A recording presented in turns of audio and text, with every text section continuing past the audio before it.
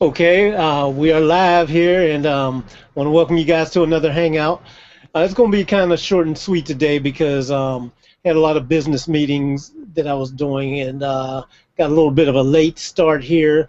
So today's going to be kind of I ran across a couple of things that I thought would be interesting to discuss, but a little more informal today, and got Kenny on here and Joseph and a couple other people getting ready to chime in, and Bill, he sent me a mix that he did, so I want to discuss that with him. And a couple other folks are going to be coming on here. Dave will be on here too. He's making his way through it all.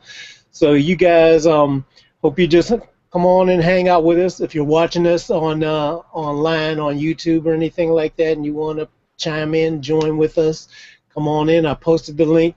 It's in the Pensado students on the chat. And you can feel free to come in and hang out with us for a bit. And I got Kenny on here too. And hey, Kenny, I just wanted to talk to you too. Well, first of all, we were joking before we went live. You were talking about a new group you started. Yeah, someone had mentioned the other day about I started calling my group Kenny Mania, which is a separate group. I should have called it Kensado's Place, and I was like, oh, that's a great idea. I had no use for it, but someone mentioned something in one of the forums about importance of asking questions and stuff like that. So I said, you know what, I'm going to just set my own group where I take all the best questions from Pensado's Place, bring those questions over, and I'm going to answer it. With the joke, of course, joking, but saying basically, you're going to get the answer to the question without the 68 wrong answers that come before mine. How about that? That's great, though, man. That's great. That's very cool. I hope no one takes offense to it. No. That's cool. And I think that's a great idea, too, to have one good place to just kind of compile everything. And, everybody doesn't have to sift as much. Yeah, man. Hey, by the way, I saw your new training on Pro Tools, too, the advanced part 1 and everything. So excellent job as usual. Thank you. Thank you. It was fun doing. And you got a part 2 coming soon? What's that? You got a part 2 coming soon as well? I'm hoping so. They basically said that we're going to do it in pieces depending on how it's been people reacting to it. But people seem to be reacting to it really well. No, I think only like 7 or 8 tutorials in that one because it's so long each one.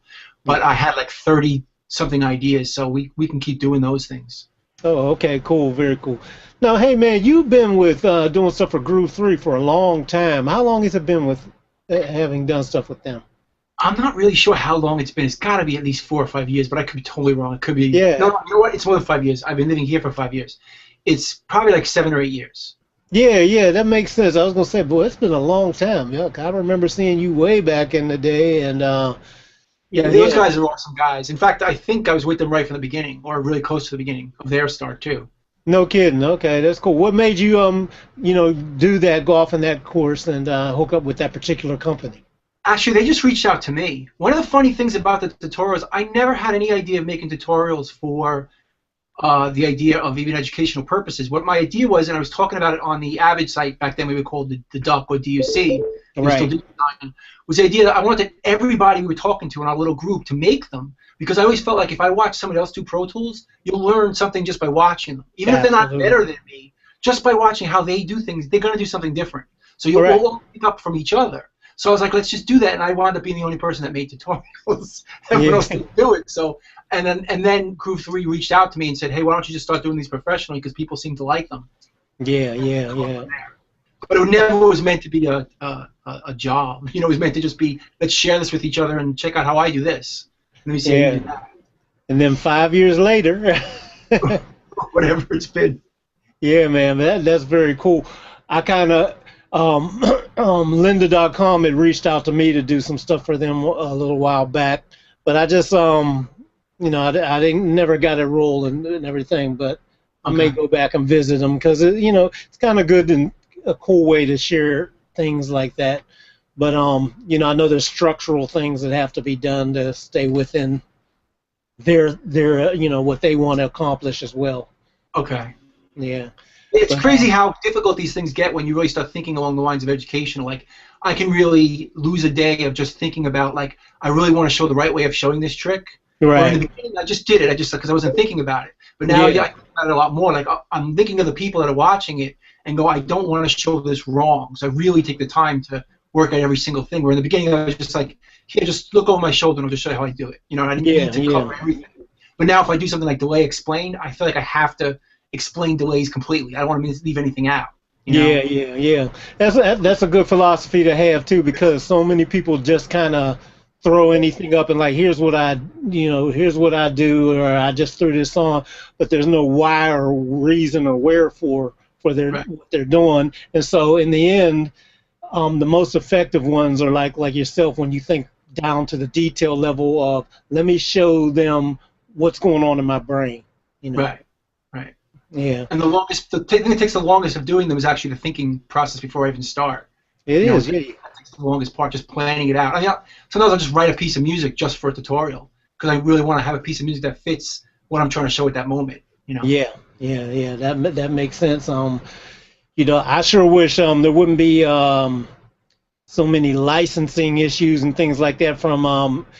I think it's really valuable when people can hear like hit songs and hit artists and things like that, but dealing with record companies and the intellectual property thing from majors, that's, you know, next to impossible to do, but it's very, very helpful when people can see what made something become a hit. That's very interesting because I've actually very recently had the idea of doing just that, and I talked to some people about it. But what my plan was to basically take a program like Logic, because Logic is so creative in terms of all the sounds you get. Yeah. And I was basically going to take, so I do this for my students that I work with in some of the inner city projects where I live. I teach a lot of young kids between like 9 and 12-year-olds, and what I do is I take a song that they like, let's say it's Katy Perry, Roar. I'll open up Logic, and within like 8 or 9 tracks, I'll recreate that whole song because it's pretty simple. Like 2 chords or thing. So, and I'll show them how to do it and make them learn the whole thing. So I had the idea of doing the same thing with tutorials. Make a tutorial for every song, Katy Perry, Raw, Dark Horse, just go through them. And then I'm like, wait a second, licensing is going to be a problem. I can't put it on YouTube. Recreating all these productions without getting approval for each one of these things.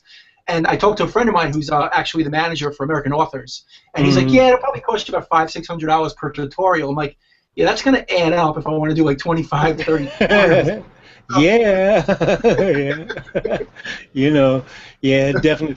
But it's so helpful, and really, I mean, I've never done it, but if you run the numbers and see what it would end up on the back end, it might end up being worth it, you know. But that is definitely a numbers thing. Right. Well, if you know that 30 million people want to download her video, how many people want to recreate her song? I don't know if that gets into the 100,000s or not. You know. Yeah, that is a whole different question to ask. True. Yeah.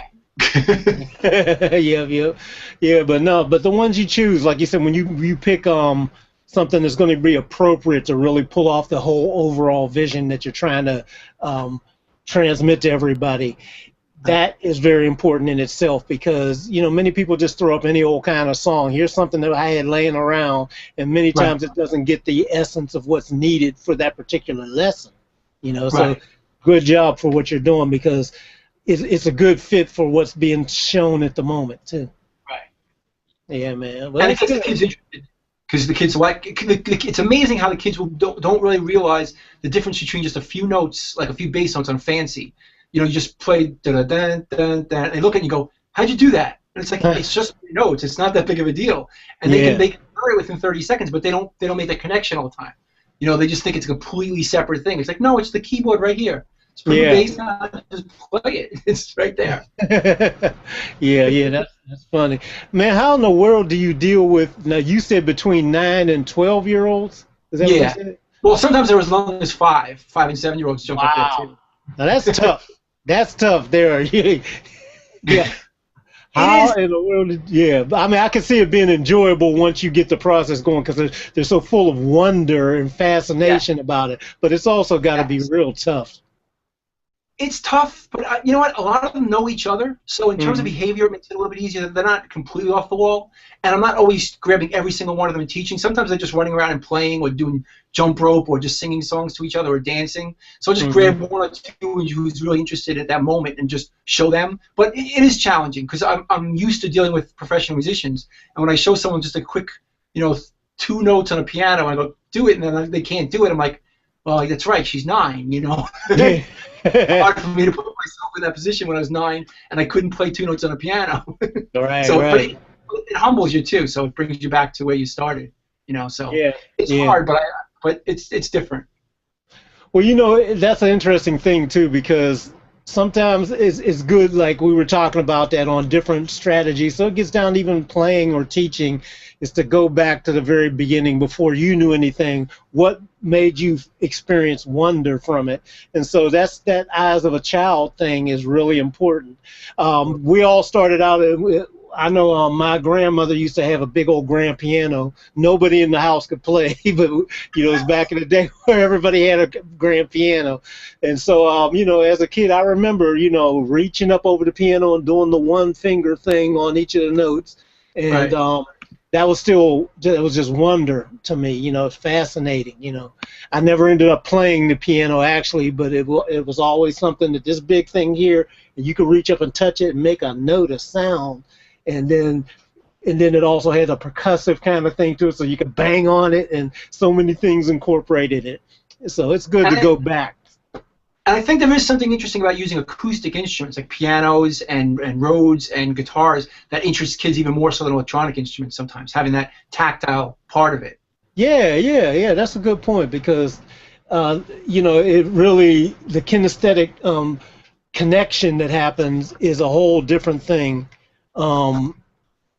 It's really a whole different thing when you can tie the feeling part of it in, and there's the other feeling part of it is when you can feel the music on your body. That's Yeah. another part of the kinesthetic part, where it's not just hearing the sounds, but you could actually feel the sounds too. Especially people like us that ended up discovering that music was in our hearts and souls.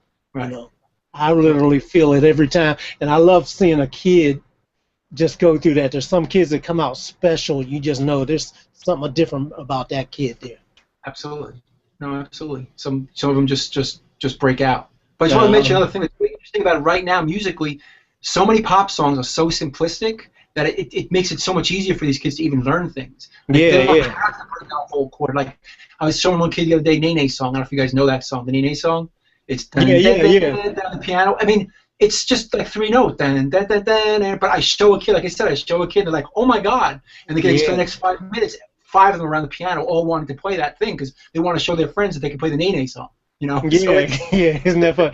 Or even like you mentioned, fancy. I mean, that's just like spanning a minor third, but it's three notes basically, and it's magic to people, like that. It's like, oh, I can play fancy, hit song. Right. To me, it's all about connecting, bringing the celebrity world, the rock star world, with their world, and making it not seem so far away from each other.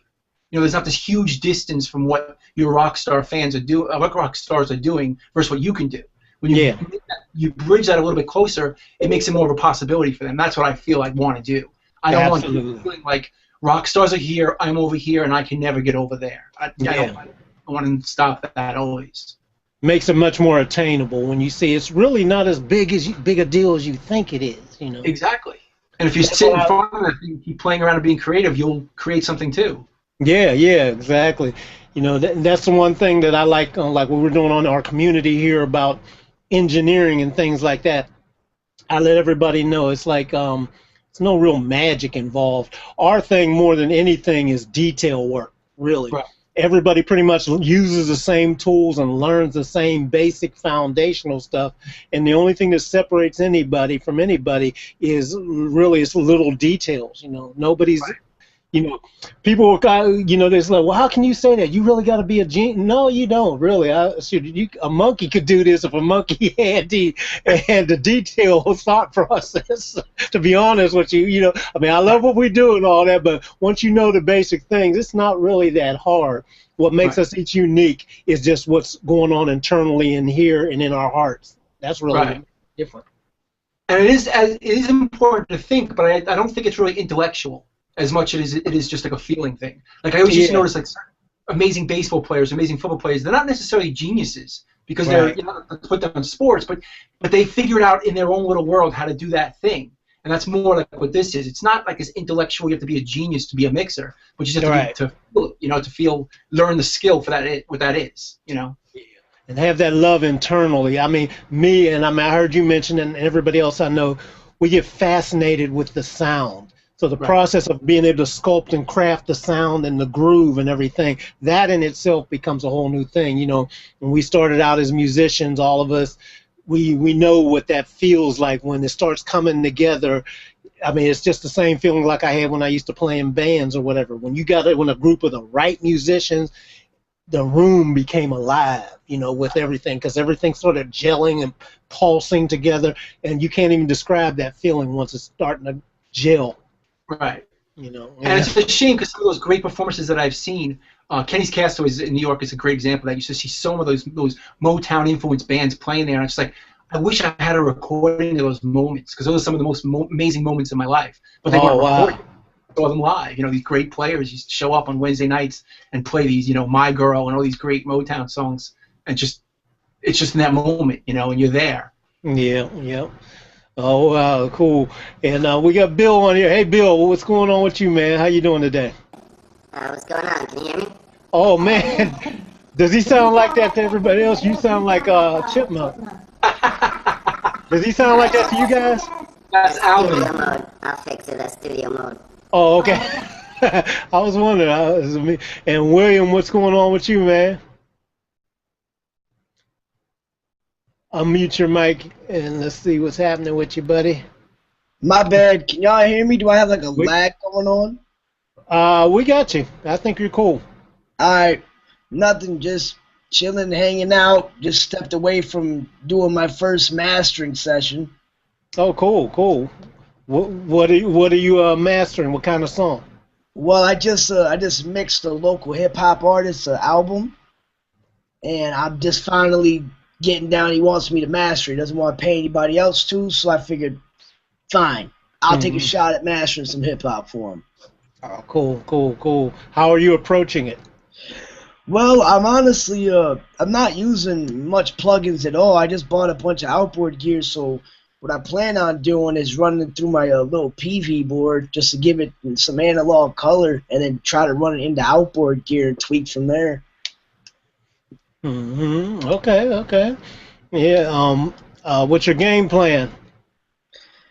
Well, I got a couple of reference tracks in there, some Jadakiss tracks in there to listen to see how that sounds, and then Hmm. I'm going to try to emulate that sound to his records because that's the type of beats and style he went with. Ah. So, so I'm gonna try to get as close as I can without making it sound terrible when you turn the volume up. Okay. Yeah, it's very important. Very important. It Yep. is. Well, that's cool, man. Well, be sure and post it on the group and for everybody to see and whatever, if you're able to. I know With his sometimes the artists. permission, his Yeah. permission, I will. Okay. Yeah. Yeah. Exactly. Um, Oh yeah. that's very cool, man. And Bill, did you get your audio thing? Is it cool? Hopefully, you tell That me. sounds better. Yeah. Yeah. Definitely. Yeah. Yeah, Yeah. The I Alvin and the that's Chipmunks going on. So what's going on? What's new? Not much, man. Not much. We're just shooting the breeze today. I was on a lot of business meetings today, Skype meetings and stuff like that. So I got a chance to listen to your song that you said, and good job, man. What was the story on that? That was a song by Ryan Wilson. Yeah, it is Ryan Wilson. Ryan Wilson's band. I think it's called 10 Ton. They're on Facebook. We'll get links to that and all that. But Ryan posted the link to his multi-track to the group, and that's one of the mix-offs that's currently going on along with the country one. That's Oh, happening. cool. Very cool, cool. What were some of the things that you noticed when you went to mix it, and just give us some insights from doing that. Basically, well, that group, like they basically do, as you heard, reggae. The reggae thing, right? So it's kind of like police type reggae. The group. Mm-hmm. So the vocals are really clear.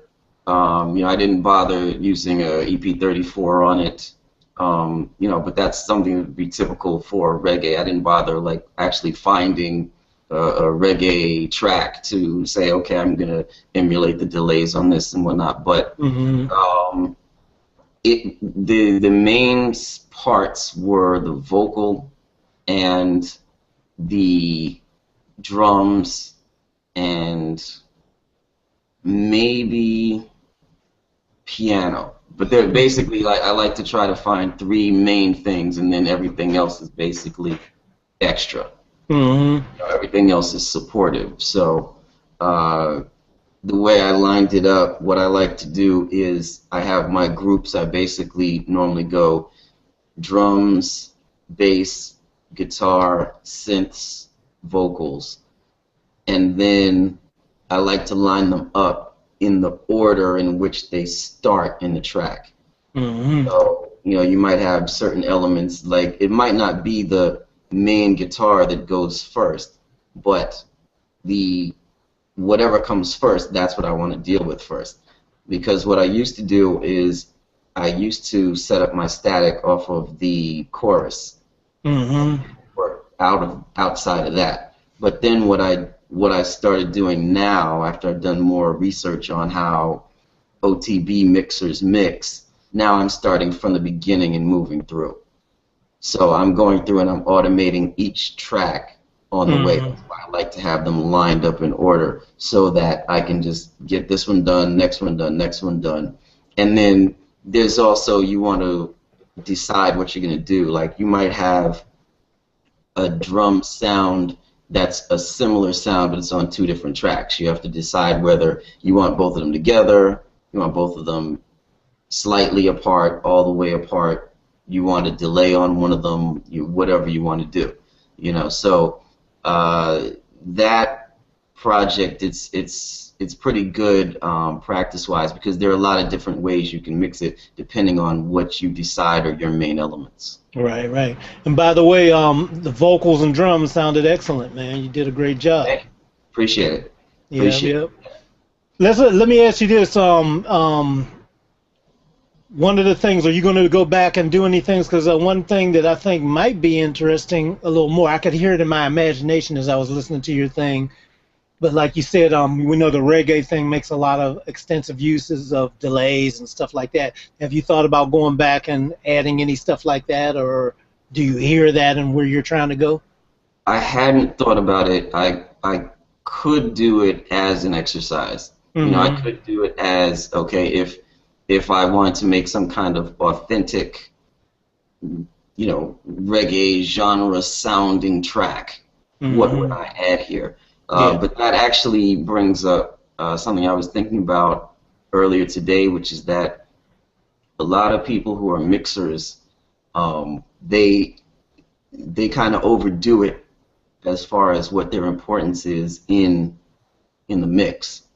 Like they'll say, you know, you'll have people saying stuff like, oh, well, my client didn't like this, so how do I get them to see the light? Oh, yeah. You know what I'm saying? Right, How do I get them to understand that I know better than them? And the fact of the matter is, whoever's paying for it is the one that says when it gets finished. Yeah, they got it twisted. You're supposed to see the light, not them. Yeah, you got to see the light and make their light happen for them. Exactly. How about that? Yeah, that's a great point, man, because a lot of people forget that and start getting, you know, hyped up on their own thing, of their own vision. And, you know, and you might be right, but that's not the point. They're hiring you. You know. A lot of times they are right, but that's the problem, is you're in a service industry. You're in an industry where it's your job to do what the producer or the band or the artist or whoever it is you're actually working for wants. That's what your job is. So the reason I bring that up is because of the question you asked, which is, when I'm just mixing something because I want to mix it and I want to practice and it's a good song and it's well tracked and it sounds good and I like it and I'm into it enough that I can tell what I'm doing, that I say, okay, I like this better than I liked it before. When I'm doing that, it's different from a situation where you're just pressing buttons and doing what the client wants. So as far as my personal taste, like the things that came to my mind, that's what I did. What you heard is what I did. All right. But yeah, definitely. You know, and I already sent the track to Ryan, and I didn't ask him for specific things that he would want to change, but I could do that, and if he said, oh, yeah, I'd like some delay on that, and I'd like this panned over there, and blah, blah, blah, that would be a good exercise, too. Or to, like you were saying before, just get a reference track of something similar. And here's a great question for you, and I'm actually saying it for everybody else out there. Why is that a great exercise? It's a great exercise for people who want to learn the skill of being able to go from point A to point B when it wasn't your idea. Because like I said, it's two different skills entirely. It's a different skill to say, I'm the mixer, but I'm also a producer that's being brought in for my own musical taste, and you're asking me to say, oh, hey, how can I make this good? That's one thing.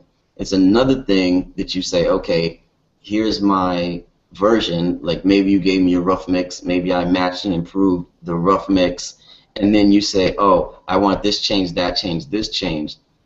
That's another skill entirely. People might not necessarily be able to do that well or communicate well or understand what somebody else is trying to tell them. So that's why it's a good exercise, is because the other reason it's a good exercise is because that's how you absorb other genres. You absorb other styles by having people who know more than you in that style tell you, well, normally we do this, this, this, this, and this. And then you can say whether you want to, after you do it, you can say whether you want to add that to your repertoire or not. Absolutely. And at least, if nothing else, you'll have a better understanding, because it's a hard skill to get inside somebody else's head.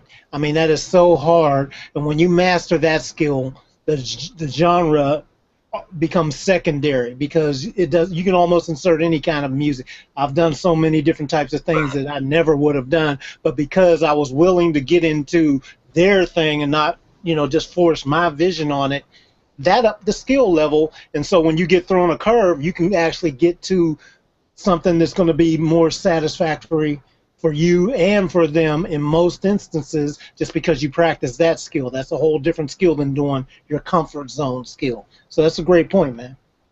Right, and I based it basically on video work, because it's the same thing with video. If you're a video editor, you might feel like you know more than the producer, but you're there to make the producer's vision happen. But then on top of that, you're actually there to make the executive producer's vision happen. Yeah, the money man. Yeah, exactly. So what happens a lot of times is that the producer doesn't know what the executive producer wants.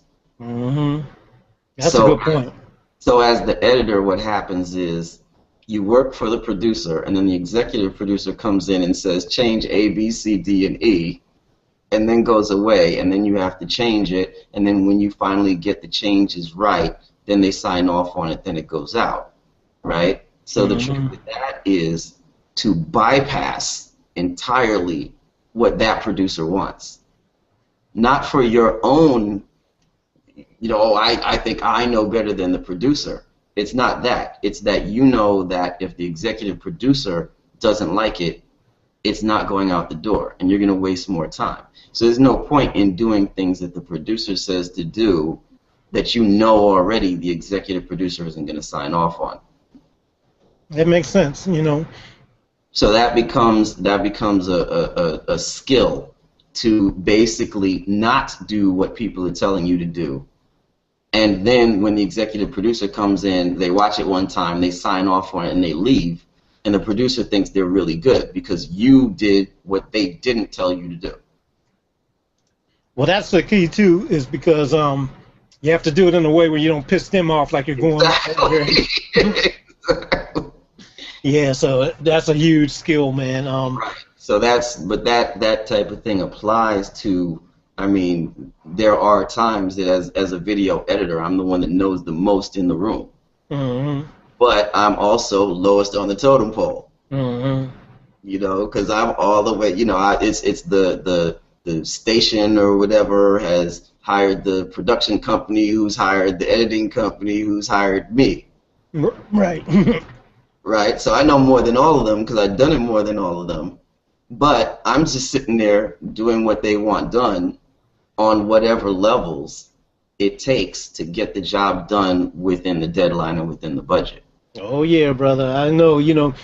I tell you, I've got a whole bunch of scars and wounds and everything on my tongue there. I had to bite it many days. So yeah, I got you.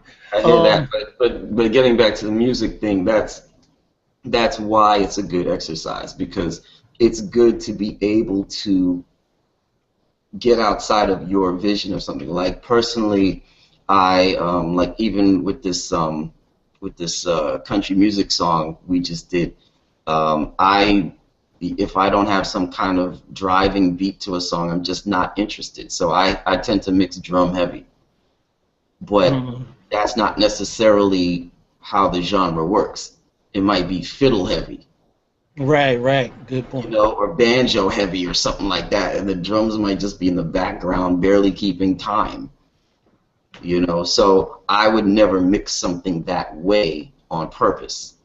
Yeah. But it's a good exercise to have somebody tell you, oh, hey, I need less drums, I need more fiddle, I need more plate reverb on the main vocal, and I need the background vocals not to have a micro shifter on it. Right. Yeah, it makes sense there. I wanted to get to we got JM on here. What's up, man? See you here. You might want to unmute your microphone. You're on camera. We got you. We can't hear you though. Scroll up, unmute. Unmute your microphone icon at the top, and if it isn't, you might have to go to the settings and the little gear. Change the settings. Hover your cursor over the screen and then click on. There you go. Oh, but now we still don't hear him. Yeah, he's not muted. In my control panel, it says he's not muted. All right, we'll work on it. We'll get you. Did you go to your settings, the little gear at the top? Huh. Yeah. Try choosing something else and coming back to it. Sometimes that happens. Okay, we'll come on back to you and everything. You also might be real low, so look into volume also. Oh, yeah. Yeah, remember everybody, up is louder. Yep. Anybody else want to chime in on that whole thing we were just talking about? Because those are some good lessons, and then I want to dig in a little bit. What I want to talk about further is I came across something about loudness today on the TC Electronics site. They have a whole thing dedicated. And so I started thinking about that now because they're trying to get it under control, the loudness wars thing and all that. We know all about that, but everybody's kind of ramped things back and put it in a more controlled and regulated area now. So I thought that would be a good subject to talk about. Yeah, I think William did the country mix-off. You did that track, right? Did you? Okay. Well, don't put your thumb up. Tell us about it. Tell us about it. Come on, man. All right, well, usually this is way out of my comfort zone, like this one was.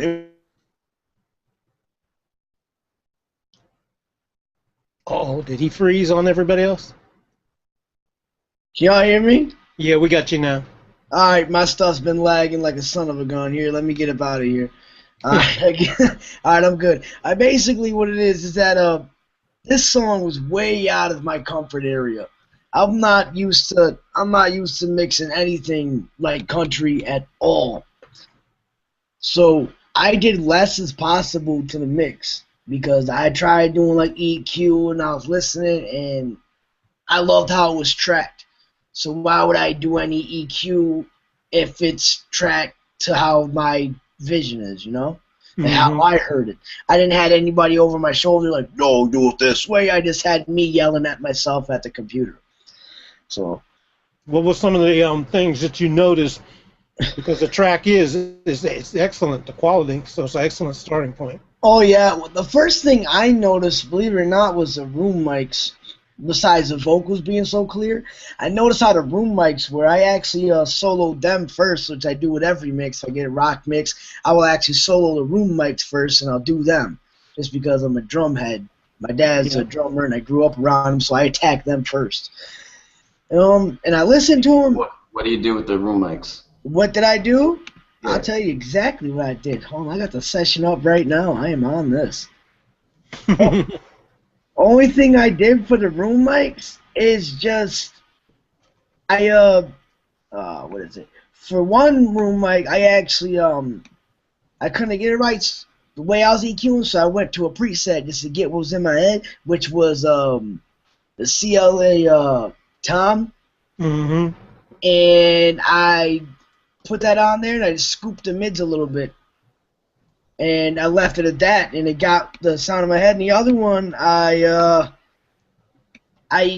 started off with a CLA 251 room, and then I just adjusted accordingly. I'm not gonna lie, I'm a huge fan of using presets. You know, they're there, and it helps me get my vision quicker and work along faster. And I even have my own presets for some clients that don't like it when I reach the preset. So I just reach up and just to show them I know what I'm doing, so to speak. And those are both on the CLA drums plugin? No, I didn't replace any of the drums at all. No, what I'm saying is you said you used 251 blah blah as a preset. I'm saying that's in the CLA drums plugin? No, I use a G channel. I use everything Gotcha. I use nothing but wave plugins on this whole thing, minus the reverb, which I use Ultra Reverb, which I love. And that was an emulation of an EMT 251, or is that? Yeah, the room, the CLA, the preset's called CLA 251 room. Yeah, okay, yeah, it's the emulation. Yeah, and I listened to that, and I just tweaked accordingly to where I got the right sound in my head. And rooms, I didn't add no reverb to them or nothing. I got it where it was. If anything, I just brought down a dB. I think I brought I brought them down negative 14.4 dB. I brought them down. Interesting. Sounds good.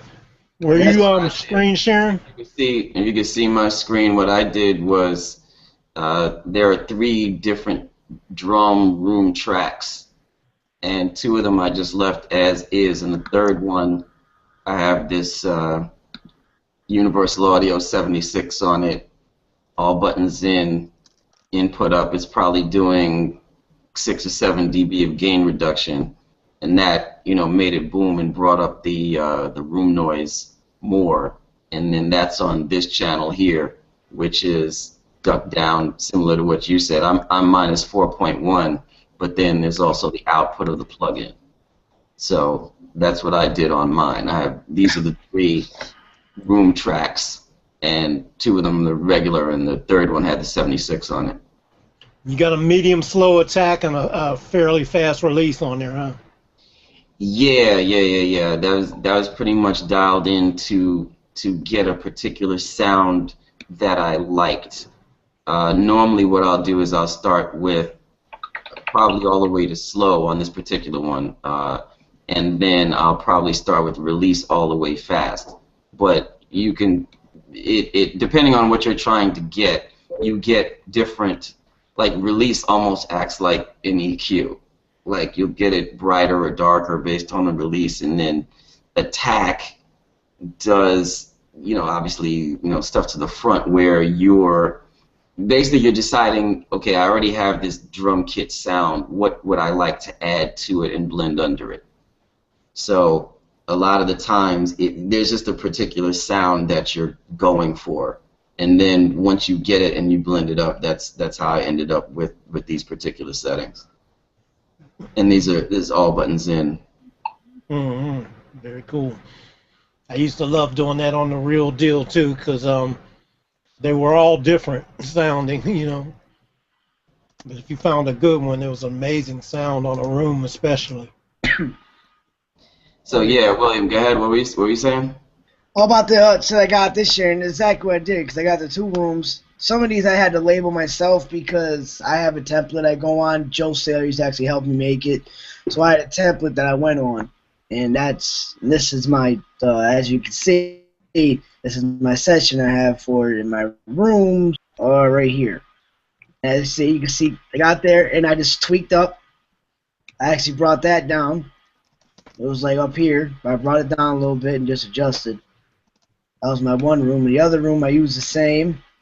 Well, that's the one room where I used the tom.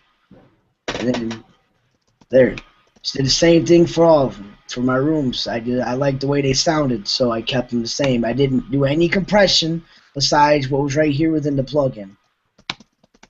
Mm-hmm. And that's all I did to them. Besides have this one go. Quick question for you, William. Were you trying to show us plugins?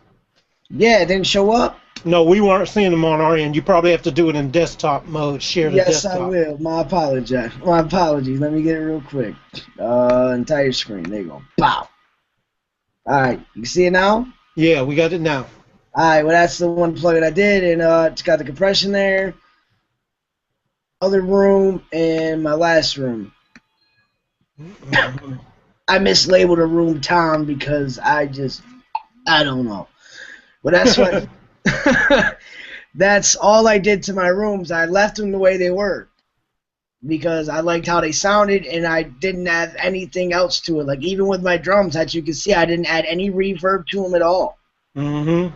I didn't even bust them out. I just leveled them out. I used plugins that I thought would go for them, my go-to, and that was that. I just went off sound. I really didn't go off anything else. I didn't follow like any written rules, I guess you could say. Okay, yeah. Before you continue, people are gonna ask which Logic mod is that. Oh man, I totally forgot. Dun, dun, dun, dun. Totally forgot. I found it and I liked the skin, so I used it. Oh. All right. So what'd you do after the rooms? After the rooms, I attacked the kicks. I went from the kicks, then I worked my way all the way. I worked my way all the way down from there. My apologies. I had a stupid little thing on the bottom of it. But I used this one. I was just going through like a bunch of presets. I like the solos. How's that kick thing? I haven't tried that yet. How is that? Oh, nice. Real nice. I like it. If it makes you feel What any is better. that, channel strip? Yeah, it's from. Who are you from? From these guys. Audio Deck. Interesting. Yep, and I found this, and I was just going through presets because when I like to mix my kicks, I like to solo them out because sometimes they get lost in my mix. I forget about them, which is weird, but I do. So I was forgetting about them, so I normally solo them out, and I get them to where I can get them with the EQ. That way I can pay attention when I have my, I can have all my drum solos. Mm-hmm. Did we lose him? Yeah, he may have dropped out for a sec. All right, can you hear me now? Yeah, I'm sorry, my internet is terrible. But that's, as I was saying, with the whole kicks, I normally solo them out when I mix, no matter what I'm mixing, hip-hop, whatever, I solo them out because I tend to lose them. Unless it's hip-hop, because then I normally undertone them with a 808. But this, I just went, I did a kick round, then I added some tweaks to the frequencies. I brought them up to low, these frequencies here, I brought them up a little bit, and I just left these minus the high pass. I brought it up. I high passed the 80, well, I say 87 hertz on the first kick in the Beta 52, and I didn't do any compression because I didn't feel there was any need to. Mm-hmm. Now, let me ask you this. One thing that people do sometimes is on the drums, for example, They Yes. do something to unify the drum sound, glue them together. Did you do anything like that? I used the rooms for that. You use the recorded rooms, or did you add anything to enhance what the recorded rooms did?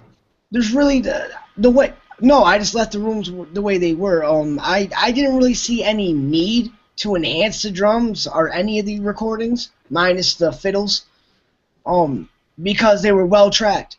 There's no need to enhance something if it's well tracked. That's the way I feel. Yep, I agree. Got you. That's why I left it where it was. I didn't do any sample replacements because they were amazing. In one way, I figured out whether I'm going to have to do any replacements on the drums if I listen to the kick and the snare. If the kick and the snare sound horrible, I'm normally going to replace the drums. But this was an amazingly, I honestly think, this is the best tracking song I've heard. Well, best song tracked that I've heard thus far. What was the star? The star? Instrument-wise. Oh, man. For me, the star instrument for me, like that stood out in this mix, was the snares.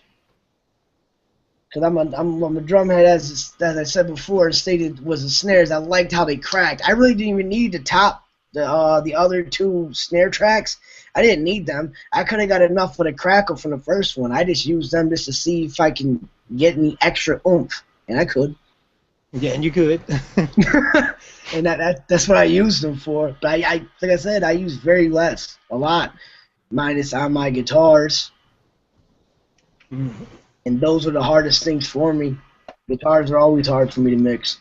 I'll be honest with you. I'm way new compared to you guys. What kind of stumbling blocks do you run across? Getting the warmth out of the guitars. That's what gets me. Like, I can get mainly acoustics. I have an issue with getting the right amount of mid-range in them.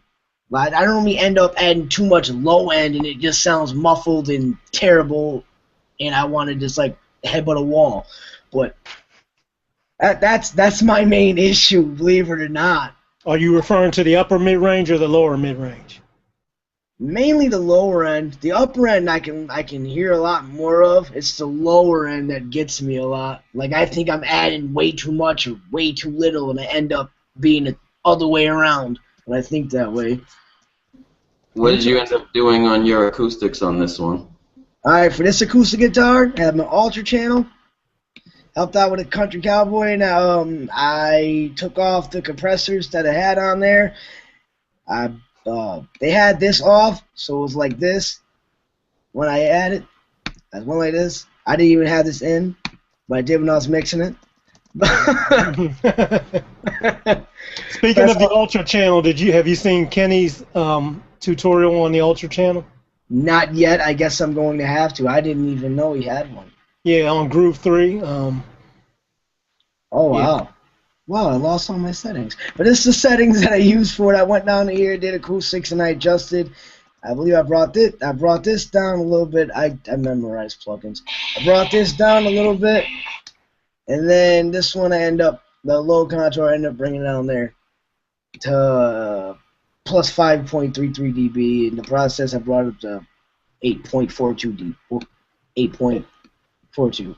Yeah. That BBE, by the way, I used to have the hardware box. That was one of my favorite boxes back in the day. Boy, I have the plug-in now, but the hardware, I used to love BBE stuff.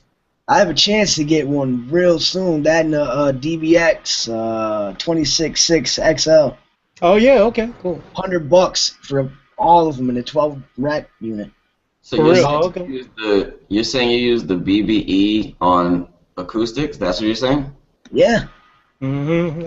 So that's pretty much for toms. You know what I'm saying? That's like 75 hertz. That's a set frequency. You can't even change the frequency on that.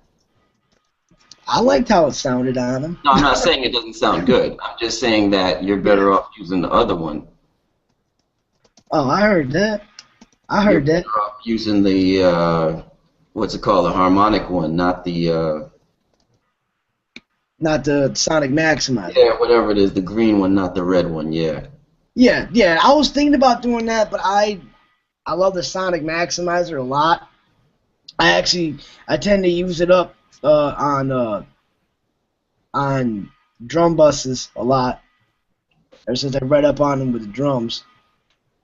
So I tend to use that, but I just decided not to with this. So I just use I use it on my acoustics. I like the way it sounded. Yeah, that's a good choice for certain things. What I used to always use them for the purpose of making something speak. It really is good for adding a presence on certain things without it getting too just gnarly and in your face attacking you. It can add a nice little presence and sheen to make something speak. Very much so. Yeah. Very much so. It really does. And you're saying you used compression on your acoustics? I did. I was trying to. I was going to use compression on the oppressor and the regular compressor here, but I didn't like how it sounded, so I just decided not to. Those omnipressors are very, very aggressive and colored type of compressors, so they're an effect compressor more than anything. Oh yeah, they are. They really are. They're nice though. I like how very they sound. nice. Yeah, absolutely. But if something like an acoustic, if you want to maintain performance stuff in there, you need something a little more delicate. Yeah, I didn't use compression on acoustics at all. I just there were two stereo acoustics. I left those alone and just balanced them in, up the middle, which is since it's stereo anyway, it's hard left and right. But then there was one left acoustic and one right acoustic, and I just high passed those. And I tell you, one thing, man, if you should try you should try like an LA2A or something on the acoustic. We used to use those all the time because they're so invisible, but yet it can give you what you want without being an obvious compression sound. That's why I used them on the banjos. I used the plugin on the banjos because I couldn't get anything else to sound right, so I just retched for that. Yeah. It got my banjos to sound really, really nice. Yep. Good stuff, man. Good stuff. Cool. How do you feel about your final result? I honestly thought that I could have the bass hit a little bit more because I didn't EQ the bass or anything. I just put bass rider on there and adjusted. Because I was new to upright bass, and I'm very new to it, and I didn't want to take away any of the natural sound that it had, so I didn't reach for any EQ or anything. I just put bass rider on there and said, you know what, this is better than what I can do to it right now with my knowledge of it, so I'll just leave it alone. Okay, cool. And hey, it looks like Kenny, you're on there. Did you want to say something? I see you came back on camera. Not really. You mentioned me, so I thought maybe you were going to ask me something about that video. So we were just talking about your tutorial. Yeah. Tell me a little bit about it for the Ultra channel. Yeah, I just gave that thing. I thought it's a really, really good sounding plugin, and we just went through the entire thing. Just from beginning to end, used every possible. I'd never used it before I made the tutorial, so I had no idea what it's. Yeah, it's pretty great, and yeah, I saw your tutorial. Those compressors are very heavy-handed, so they are. I mean, personally, I've never compressed acoustic guitars. I just don't like the sound of that. I don't like it to sound like this big, thick, washy thing. I like to just cut out some low end, so it doesn't sound too woofy. I bring up a nice, pretty shelving EQ. I don't even mess with the mid-range usually, and then I just let it go. I find compression just gets in the way of it, makes it sound muddy. To me, it's a percussive instrument. I want to hear all the percussiveness. I don't want to get rid of that at all. Other instruments like organs or electric guitars, that's the sustain.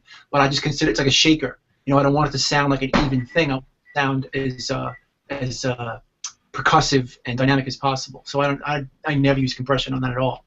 Yeah, that's a great point. Depending on the song and the purpose of it, I mean, that usually is the best way to go. That's always the safest thing for acoustics because, like you said, it's a different approach than electric guitar, and depending on the role it's playing in the song. So people have to be very careful when they use compression on anything like that because it can totally, if you use compression on it, I've used it with used it and not used it depending on what was needed. But the whole key with any of this stuff is if you are going to use it, it has to be invisible. People can't really tell what you're doing. You know, if they can obviously hear that, oh, you're compressing the acoustic guitar, you've done too much, or maybe you shouldn't have did anything at all.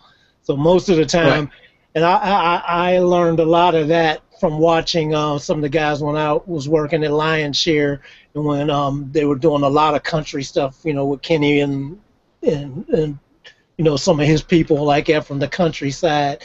It's like, oh, okay, these guys, they're doing more than you think, but they're doing it so subtly, you can't even tell things are being done a lot of times. It's really a serious skill, yeah. They didn't use too much compression? No, not too much at all. I mean, unless it was being done for an effect. Plus, back in the day when I was dealing with it, compression was definitely not as much of a thing as it is now, because just now music, even country now, is much heavier now compared to what it was back in the 80s and 90s. Right. Plus, of those Nashville guys, those guys are amazing players. So anyway, yeah.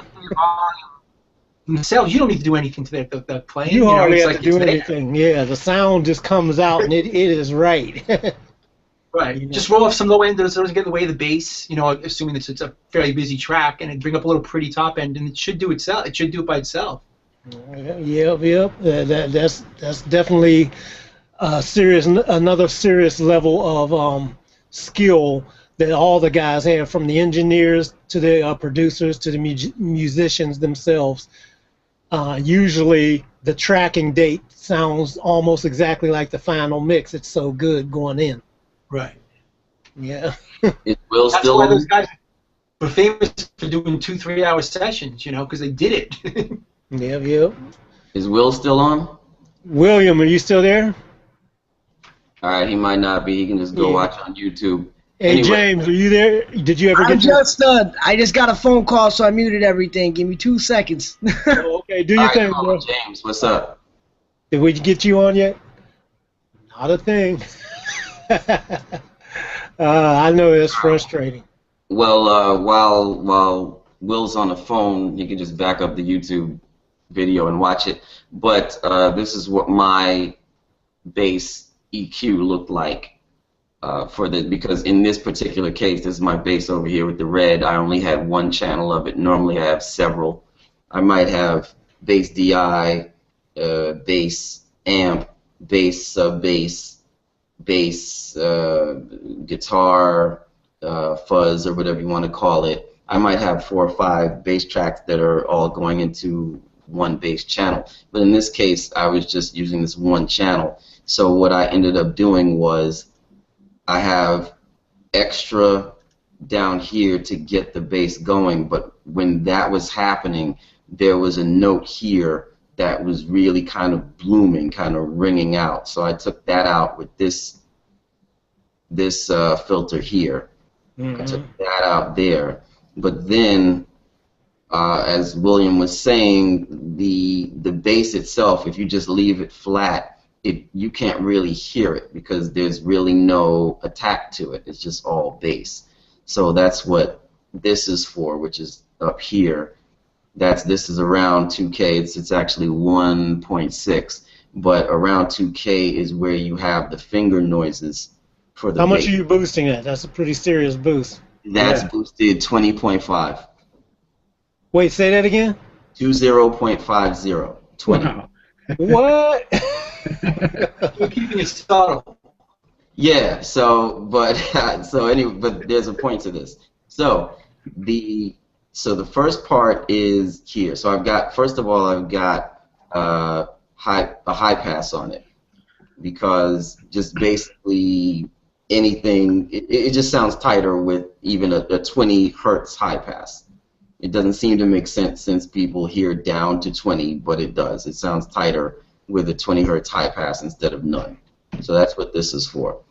Then I didn't use the yellow. The blue, like I said, I was taking out this blooming sound. This one particular note was ringing out too much. I used the blue to take that out. Then this is, like I said, this is 20 decibels extra of approximately 2 kilohertz, which is where your finger sounds are, which is up there. So that's the difference here.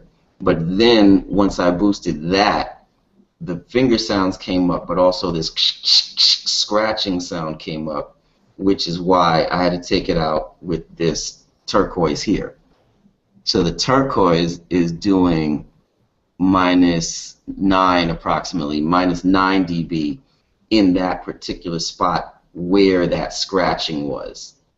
Now the point is that when you're using Metric Halo channel strip, this button over here is your post EQ button. So you have this list here. If I turn this off post EQ, you're going to see the EQ and the compressor switch locations. See that?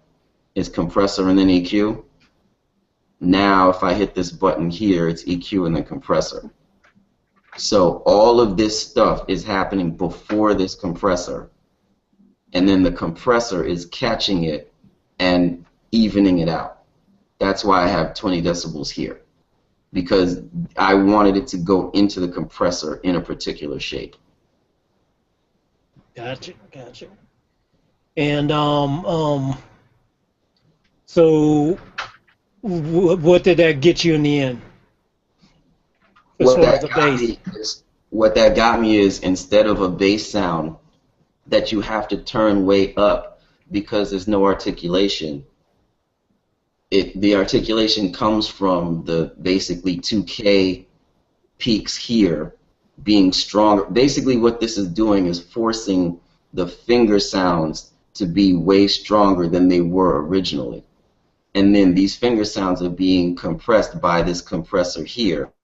So you get more articulation of the bass than you would have. Instead of boom, boom, boom, you get tink, tink, tink, tink. You get the actual sound of it, and that helps it cut through the guitars and everything else.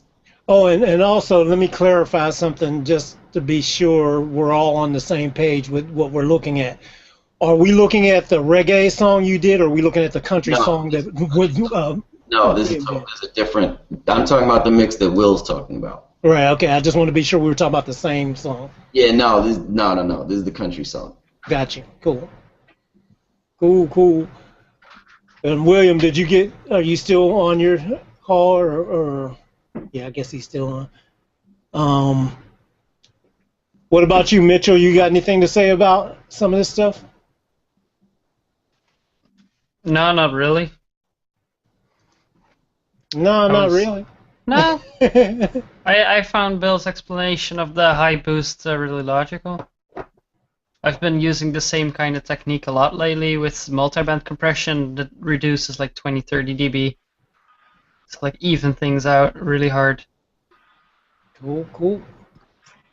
And yeah, I sure wish we could get James in there, but I guess he's having his audio issues. And James, if you're still listening... Did you hear what we were talking about with the bass?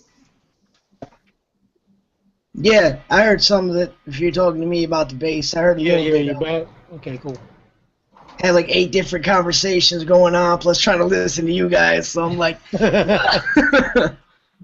Did you see what Bill showed, what he did to solve some of the problems from his approach on the bass? No, that I didn't. Bill, could you put that up again, and I'll put that up so you can check it out. Here it is. You see it, Khaliq? Yeah, we got it up now. Can you see that, Will? Yes.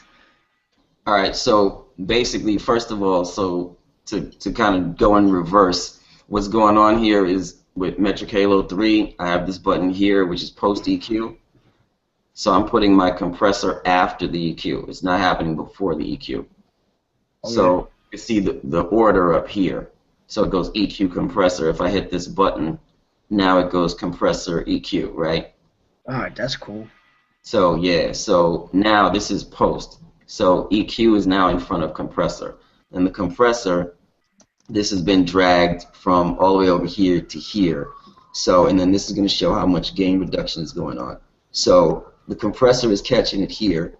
Mm-hmm. But what's happening is before I'm getting the compressor, and the reason I was showing this was you had said how basically the bass wasn't coming through, or however you put it. Yes. Right? So the first thing I have here as far as the EQ that happens under the compressor is I have a high pass filter here, and even though it's at 20 hertz, it cleans it up a lot because you're not allowing this extra stuff to keep going, right? Yes. So that's first of all. Second of all, right here, one of the notes was just ringing out like a lot. So I took that out with this peak filter, Yes. right? So then what I have over here is around, so this is the, the low frequencies, boom, boom, boom, whatever. Up here you have your finger sounds, which is where you're actually getting your plucking, etc. So that's normally around 2 kilohertz. So what I have here is a 20 decibel boost at 1.6. Oh, nice. See? So that, instead of being like this, it's like that. So Okay. this boost is happening before the compressor. See what I'm saying? So now the compressor is reacting more to the finger sounds than it is to the bloomy bass sounds. Okay, I see how you did that. I'm gonna have to keep that in mind next time I get some like upright bass or some like heavy jazz finger slapping bass. Yeah, this is where you get it, around 2 kilohertz right here. Okay. So then when I boosted that plus 20, what that brought up was this area here, which was like this scratchy sound from the finger noises. So it's kind of two sounds together there. So what I did there was, with this one, I took out about 9 decibels with a thin Q peak filter. Yes. You know what I'm saying? So instead of being like this and I took the scratches out with that by sweeping it. Basically you just, like you already know, but I'll just say for the other people watching, basically you would just sweep a thin Q peak filter, find where the problem area is, and then duck it out. Yep, get a nice little peak on it and then take out until until you hear it properly. Right. Then if you're not getting it exactly where you want it, you can make it wider or you can make it thinner. Yeah. It's basically to make sure you get out what you need to get out. So that's what I'm saying is, with these 4 here, that's how I changed the bass before the compressor. And then what the compressor did was it evened it out so that I got I got the articulation from the finger noises around 1.6, but I still got the bass parts from down here. Nice. Nice. Cool, man. All right, yeah. So I think that's some helpful stuff for everybody to give different ways of just viewing and approaching some of these things. And today I was also going to talk about this loudness thing, but we kind of got off on something that I think was even better. So I'm gonna save that for another discussion, maybe on Sunday or whatever. Anybody else got any other things or last things? Because I'm gonna wrap this up because quite honestly, I've been at it for all day and I got a little bit of a headache today, so I can't go too long. Yeah. Head is throbbing just a little bit. I'll just rush through a couple extra things on this one. Okay, cool. Is this the same song, Bill, or is this a different song? Yeah, it's the same. This is the country song, yeah. Cool. Let me see if you, yeah, okay, so basically what I did, you can see my screen there? Yeah, we got you. All right, basically what I did was, with my drum overheads just got compression. They got smooth compression. There are 4 different types of compression with Metric Halo. There's smooth, warm, fast, and MIO, which might be MIO or MIO or MIO, don't know what it is. But basically the differences are how they deal with transients. So smooth lets a lot of transients through, warm lets fewer through, and fast catches the transients. And the difference with MIO is that here you would have an actual knee on your compressor. So you can change what you want to change here. But anyway, the point is that I had smooth compression on the overheads. That's what I did with the drums.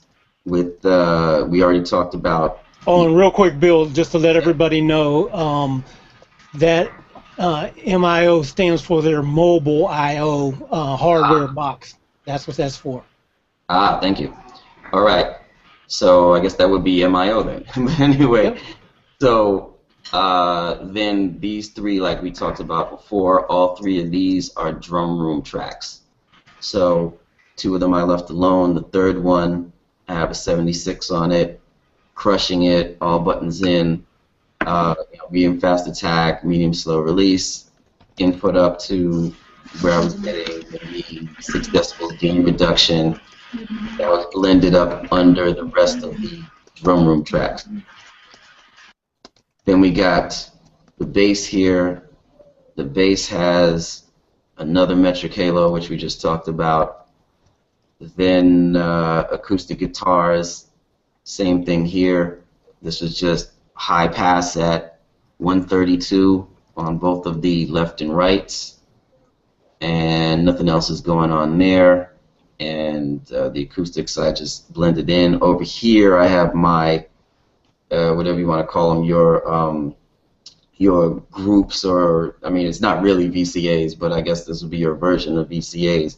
And so there's nothing on the acoustic here, nothing on the bass, nothing on the drums that isn't already on them over here. Then after that was the banjos, nothing on those. The piano, I used the TDR feedback just because it's really smooth. So I just left this in total default and just rolled the threshold up until I heard what I wanted. That's a free compressor. You can Google it, look it up. TDR. Yeah, I was gonna say, I'm not hip to that one. That's cool. Yeah, one of the cool things about this is that you have actually 2 different things going on. You have your peak release and you have your RMS release. So it's a really smooth compressor. I definitely recommend people checking it out. And hey, you know, free is the right price, right? Free is definitely the right price. So let's see, that's piano. Nothing on the fiddles, nothing on the dobro, nothing on the mandolin. And then on the vocals, okay, what I did on the lead vocal was I have this Tal Reverb 2, but it's only a small percentage wet. It's minus 40 decibels wet and 0 dry. So basically I did that because I didn't feel like making a send return just to do this. So I put this on. I have that as that's the reverb for the lead vocal right there. On the backup vocal, which comes in to support in these areas here, what I did here was I put UBK1 on it, and I have it on splat. It was probably doing halfway through the meter as far as compression. Then I rolled up the saturation to about here. What saturation tends to do for me in these situations is take down the peaks or the transients so that it feels like it's further back, or it's not as forward as the lead vocal is. And then just because it has a particular decent sound to it, I added some density in. It wasn't really necessary, but it's just another thing that helps it separate itself from the lead vocal. So that's what I had on the background vocal. Then on as the room verb, which everything here is being sent to bus 20. So in different degree, well, nothing on the, I mean, the drums have it, but they aren't being sent because there's no green on these. But all the rest of these that have green are being sent in a particular level to the bus 20, which is the room verb. So the room verb over here is Space Designer, which is stock from Logic, and it has recording room, that setting on it. So these are all being sent to this room verb. Room verb is being sent to the FX, quote VCA. So then this was, I didn't use this because this is the actual reference track that they send you. So then over here I have my groups, which are drums, bass, acoustic, banjo, piano, fiddles, dobro, mandolin, vocals, and effects. So that way, if I want to automate things, I can put them right up on the MC Mix, and I just have a couple, because I have 8 channels of MC Mix, so I just have to shift over a little if I want to deal with these. But most of the times, you're not dealing with more than 1 at a time, or maximum 2. So that's not a problem. So then on the banjo here, I have another high pass filter, plus I have this taking out some extra bloom that was right there. So I have a peak filter attenuating, and I also have a high pass. And then on the vocals, okay, the vocals, both the lead and the backup, are going over here to the vocal bus, and then on the vocal bus I have a 76 Blueface with again a medium fast attack and medium fast release, and then after that I have a 2A gray. What was the ratio? The ratio on the Blueface is 4:1. Okay. Just one button in here, 4:1, and then after that I have the LA2A. It's evening it out, and also adding, as you were saying earlier, Khaliq, about 2As. It just adds this extra flavor to it that sometimes works very well for your mix. Yeah. That's why it's called a leveling amplifier. That's right. So then on the output, I have VUMT, which is basically, it's meters, but you also have the ability to, like, I can unlink this, in which case, if I'm over here in left and right, I can change my left and right volumes independently if I need to even something out, or I can go into mid-side and I can maybe leave the mids there and raise the sides, which has an effect of widening. I can do that, but basically what I'll do is I'll put that together and I'll link them just to make sure that when I'm coming into the rest of this chain, I'm coming in at the levels I want. So maybe like it's a little loud, so I'll just drag that down like that. After that, I have Panipulator. The point of Panipulator is what you can do is you have this mono switch here is the main thing I use on it. You turn this on and it sums your 2 bus to mono. So that way you can tell what it's going to sound like on a phone, or if somebody's in the supermarket where they have one speaker in one place and another speaker far away, or basically I use mono to help me decide what I want to do with my levels. After I have things panned, then I'll sum them to mono and listen to them and decide what I want their relative volume levels to be. Another benefit is it doesn't really have to do with this particular song, but if you're using wideners or if you're using micro shifters or something like that, you might be throwing things out of phase with each other, in which case when you click this on to check mono, you can tell how much they're disappearing. So if that's the case, that you've widened something so much that it's disappearing, you might want to, and that will normally happen, like let's say with high gain guitars, what you want to do is you want to send another channel of guitars up the middle to handle that for the mono instances. So it doesn't make much of a change to your stereo sound, but it helps you out and supports your mono sound. So the people who are listening in mono don't get. I mean, it's some, you know, commercial records are so bad that they're just missing. Like the guitars are just gone. That's how wide they are. But I'm not saying that. I'm just saying if you wanted to support that and give somebody who might be listening in mono a more representative experience, then you can check it in mono and send another guitar up the middle. So that's what Panipulator does for you, besides these other extra features I don't really use, but they're... And it's free, too. And it's free, and free is the right price. Yeah, man. Then in this case, I used the Slate VTM with 2-track FG9. That's pretty much it. It was probably going about halfway up. It wasn't getting anywhere near the red. It was probably going about halfway up.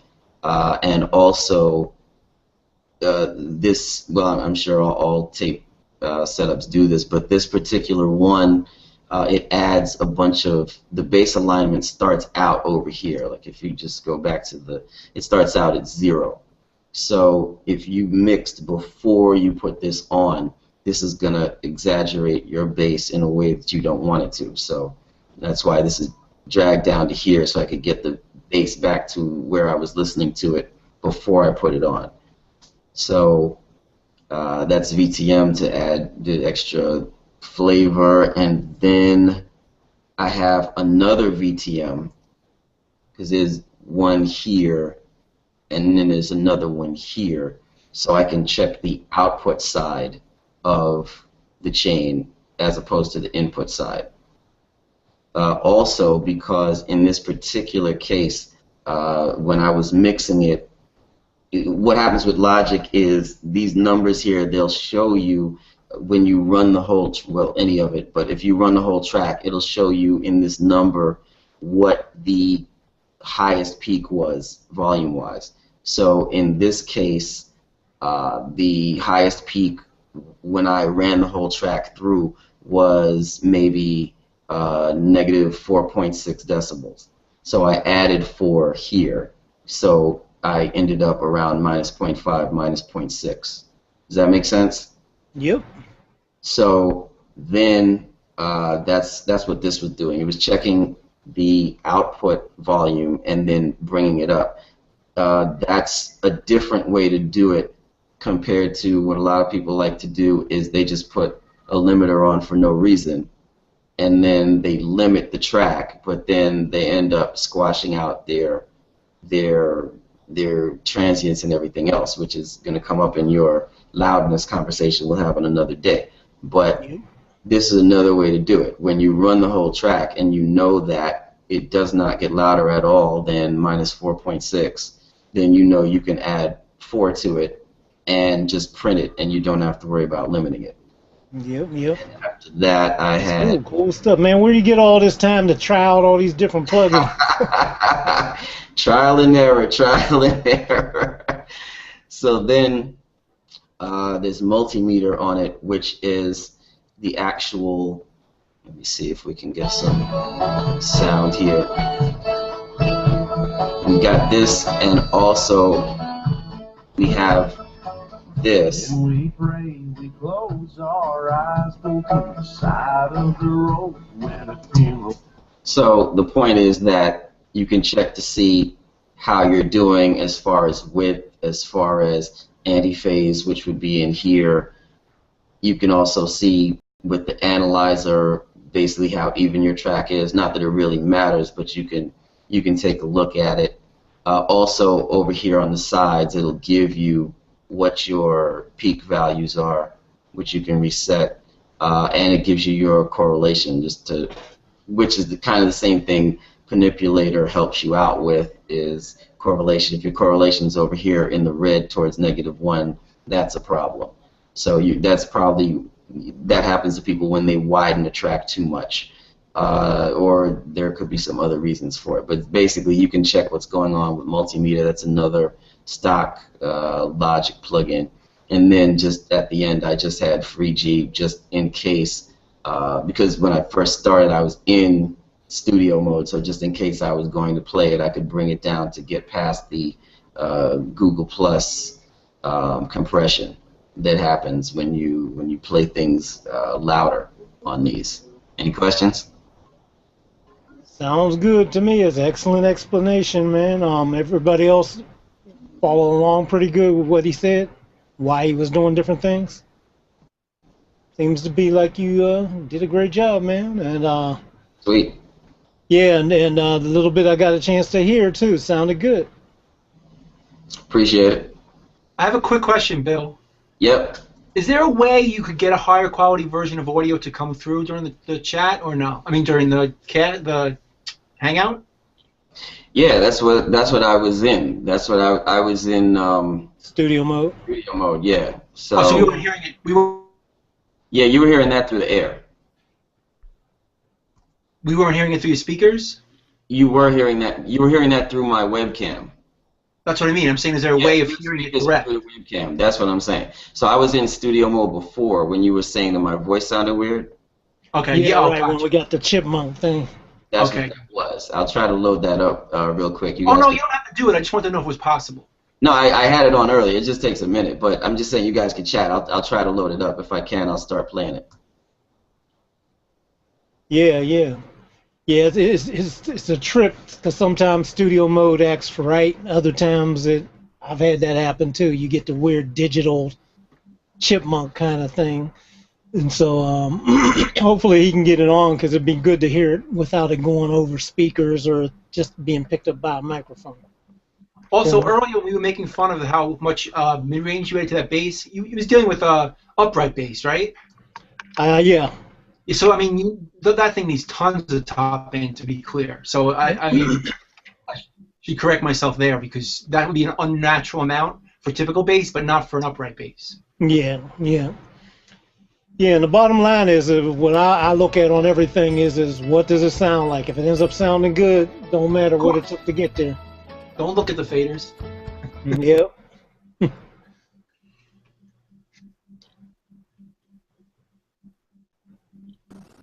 Did you guys? Back to my weird voice again, I'm sure. Yeah, but the music I think is okay. You heard the music? All right, let me play it. You sound great. I mean, even though I probably like jacked some of my settings while I was showing you, but yeah, let's play it.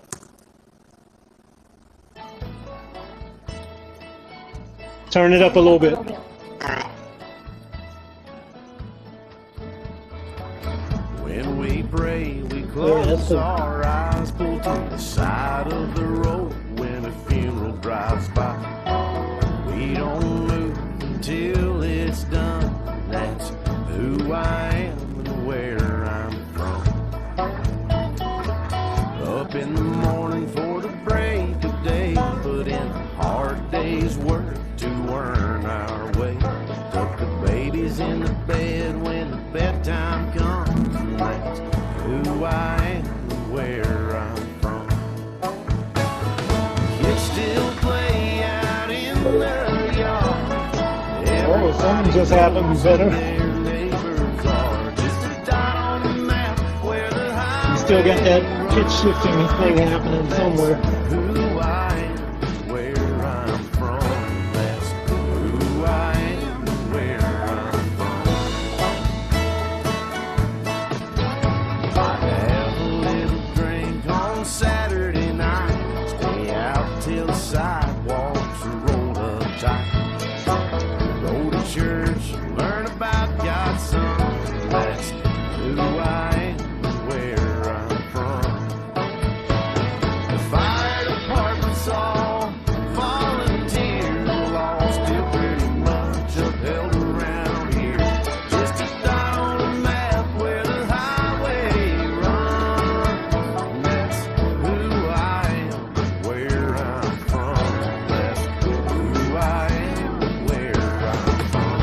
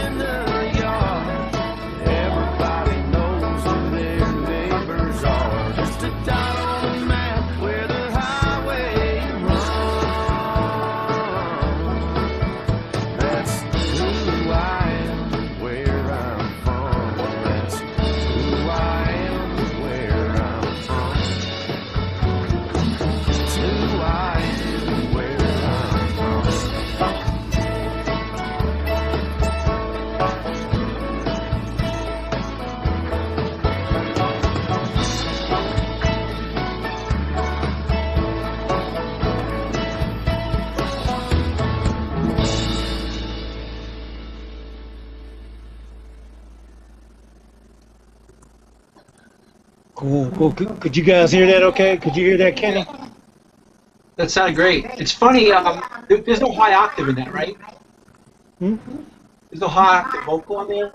No kids singing? No, I was hearing it from the aliasing, digital aliasing. That's actually a good idea, though, to add some kids doing a high octave and mix it in there, because it sounded pretty cool. Yeah, I could hear it. I was trying to wonder if it was part of it at first, and I was like, no, that's some kind of alias thing. At least it was in tune, though. Yeah, it sounded higher. It was cool. Yeah. That's awesome. Hey, Bill, that sounded real good. One thing, and I don't know, because it could have been, just coming through the Hangouts or whatever too, but double check on your overheads. You have compression on there, right? Can you hear me now? Yeah, I hear you now. Do you have compression on your overheads? One thing I probably should have done was mute my webcam when I played that. That might be what you're listening to. Yeah. That might be what you're listening to, because it was probably feeding back to you from the speakers like you were listening before, but it was also playing at the same time the actual vocal. So I should have muted my webcam when I did that. Oh, okay, cool. Did you have compression on your overheads, or your room or anything? Both. I had slight compression on the overheads. I had crushing compression on one of the 3 room tracks. Okay, so just double check your how much it's doing in the attack and release times. I could tell when it was doing this thing and coming back, it wasn't quite in time. You might need to do a little tweak to make it tweak with the groove a little bit more. But other than that, it sounded great. Yeah, it's just a tweak. Appreciate it. I'll look at that. Thank you. Kenny, did you notice anything? I thought it sounded great. Yeah. I mean, this is the first time I heard the song too, so I was kind of judging that, and also just the quality of it going through the Google chat. Yeah, it really did sound great though, man. It you could hear everything, and everything had a space and a purpose, and then plus when we had that conversation the other day, but the way you approached it, you didn't overly approach it with effects and all that, but it fits perfectly for this song. It makes it feel like a authentic, even though this is not your genre, it still feels authentic. You know, the way you approached it made it feel authentic. Yeah, the 808 sounded great. Very cool, man. Okay, thanks. Yep. Anybody else want to chime in or anything? You know. James, are you there? You got your mic? Did you get your mic in? No, he's just kind of hanging out with us today. At least click him. At least click him with the blue box so people can see who's on. Because you can't see him unless he says so. Yeah. Click him with the blue box so we can see he's on the show. Yeah, exactly. Well, you got a room with all the goodies in there too, man. I love it. Yeah. Well, yeah, James, if you can't come back on Sunday, man, when we do it at noon. Yeah, we'll have it sorted out by then, I'm sure. Yeah, guys. Well, great job. I mean, I think it should have been very helpful for everybody, and in particular, Bill, great tutorial and explanation for everybody. You know, people would definitely can benefit from seeing that thing. And the main thing is the outcome was great. So when you can do all that and it still sounds good, it don't sound whack or nothing, that's always a good thing, man. So hats off to you, brother. It's good. Thank you. So yeah, man, yeah. Well, guys, if that's it, you know, if anybody else is cool, we'll wrap it up for today and then continue again on the next one. Very good. All right, guys. Well, everybody have a wonderful evening, and I will check you guys out on our next Hangout. Join us. Come on in. Catch you later. Everybody. Peace.